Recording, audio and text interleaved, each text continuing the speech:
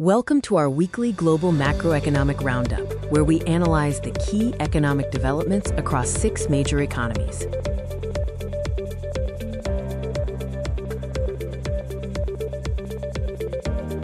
Starting with the United States, the U.S. economy is showing surprising resilience, but cracks are starting to form beneath the surface.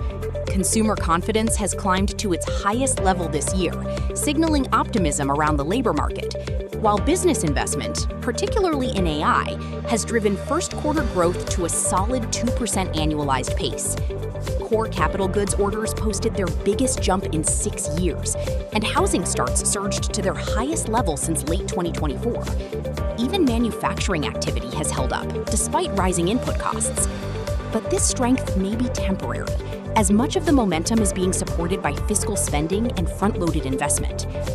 At the same time, inflation is re-accelerating, driven largely by the ongoing Iran war. Gas prices are now roughly a third higher than a year ago, eroding the benefit of tax refunds and weighing on real incomes. The Federal Reserve has responded by holding rates steady at 3.50% to 3.75%, but internal divisions are growing, with several policymakers pushing back against expectations for rate cuts. Markets are increasingly pricing a higher-for-longer rate environment, especially as inflation remains sticky and energy costs continue to rise. On the fiscal side, concerns are mounting. The U.S. has already spent an estimated $25 billion on the conflict, while its debt trajectory is raising red flags globally. Ratings agencies warn that deficits are widening and could worsen further with potential tax cuts ahead of the midterm elections. While the dollar's reserve status and deep capital markets remain key strengths, the risk premium on U.S. government bonds is rising, suggesting investors are becoming more cautious about long-term sustainability. Next, let's examine China. China's economy is holding up, but the cracks are getting harder to ignore. Manufacturing is still expanding, supported by strong exports, but the rest of the economy is weakening fast. Services and construction are back in contraction, and the property sector remains a major drag. The result is a split economy. Factories are busy, but domestic demand is struggling. Beijing is responding cautiously. Instead of massive stimulus, the People's Bank of China is pushing banks to lend more, while cities like Shenzhen are easing housing rules to support demand. Fiscal spending has actually declined, suggesting policymakers are holding back, for now. At the same time, external risks are rising. The Iran war is driving up energy costs, and China is scrambling to secure supply through stockpiles and state firms. Meanwhile, tensions with the U.S. are heating up again, with potential sanctions tied to Chinese refineries and a push to block Meta Platforms' AI deal. In the Eurozone, the economy is feeling the pressure from the Iran war, and risks are clearly rising.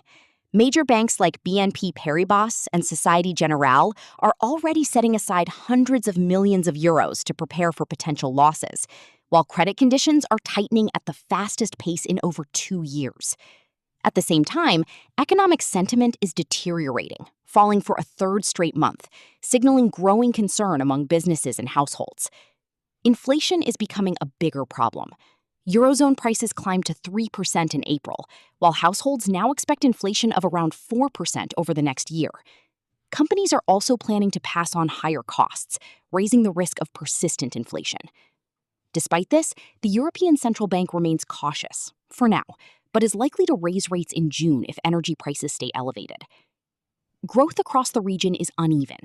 Spain and Italy are outperforming, with Spain leading at 0.6% growth, while France has stalled and Germany's outlook is weakening sharply, with its 2026 growth forecast cut in half to just 0.5%. The Eurozone as a whole is barely growing, highlighting its vulnerability as an energy importer during this crisis. To make matters worse, external pressures are building. The U.S. is raising tariffs on European cars to 25%, adding another headwind for trade. Moving to Canada. Canada's economy is growing, but only modestly. GDP is tracking around a 1.5% to 1.7% annualized pace in Q1, with steady gains through February before flattening in March. Growth is being driven mainly by goods-producing industries, while overall momentum remains soft. The Bank of Canada expects only gradual improvement, with growth rising from about 1.2% in 2026 to 1.6% in 2027, hardly a strong rebound. On policy, the tone is cautious. The Bank of Canada held rates steady and signaled that any future moves are likely to be gradual. Meanwhile, Prime Minister Mark Carney is taking a firm stance on trade, refusing to rush into a quick tariff deal with the US, while also launching Canada's first sovereign wealth fund to boost long-term infrastructure investment. Fiscal policy, however, is becoming more expansionary. Despite stronger than expected revenues, the government is increasing spending, keeping deficits largely unchanged. This means debt servicing costs are set to climb significantly, reaching around $81 billion by 2030, adding pressure to public finances. The UK economy is showing mixed signals as it navigates the fallout from the Iran war. On the positive side, the housing market remains surprisingly resilient, with prices rising 0.4% in April, defying expectations of a decline, and building on March's strong gains. This suggests underlying demand is holding up despite higher mortgage rates. However, the broader economy remains weak, with rising energy costs and slowing activity weighing on growth. Monetary policy reflects this uncertainty. The Bank of England held rates steady at 3.75%, but Governor Andrew Bailey signaled that further tightening is possible if energy disruptions persist. At the same time, financial stress is building. Companies in critical distress have surged nearly 37% year over year, highlighting the strain from higher borrowing costs and weak demand. External and structural challenges are also intensifying. Trade with the US has deteriorated, with exports still about 15% below pre-tariff levels, turning a historic surplus into a deficit. Meanwhile, the labor market is showing cracks, particularly among youth, where unemployment is at its highest level since 2015. A growing number of young people are returning to education as job opportunities shrink, pointing to deeper structural issues in employment.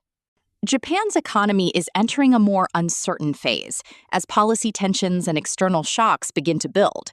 The Bank of Japan held interest rates steady in April, but dissent is rising. 3 out of 9 board members pushed for a rate hike, the largest opposition under Governor Kazuo Ueda. This signals a potential shift in policy direction, especially as inflation pressures begin to re-emerge.